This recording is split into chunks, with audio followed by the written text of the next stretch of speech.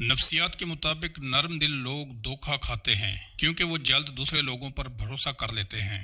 جو شخص آپ کو کھونا نہیں چاہتا تو اس میں یہ 3 نشانیاں ضرور ہوتی ہیں۔ وہ اکثر اپنی روٹین کو آپ کی خاطر ڈسٹرب کر کے آپ کو وقت دیتا ہے۔ وہ ہمیشہ آپ اور آپ سے جڑے رشتوں کا احترام کرتا ہے اور انہیں عزت دیتا ہے۔ آپ سے کیے وعدے اور یادیں اسے یاد رہتی ہیں۔ وہ اکثر بحث کے دوران ناراضگی دیکھ لے تو خود ہی ہار مان لیتا ہے۔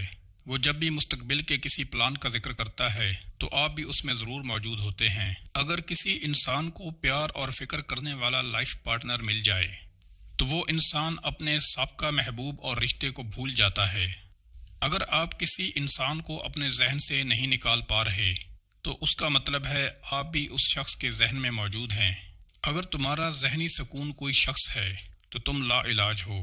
جو شخص آپ کو سب سے زیادہ خوش کرتا ہے وہی شخص آپ کو سب سے زیادہ تکلیف پہنچانے کا باعث بھی بنتا ہے۔ ان 3 حالتوں میں انسان بدتمیزی کرتا ہے: جب اسے کوئی نظر انداز کرتا ہے، جب کوئی انسان بھوکا ہوتا ہے، جب کوئی انسان تنہائی کا شکار ہوتا ہے۔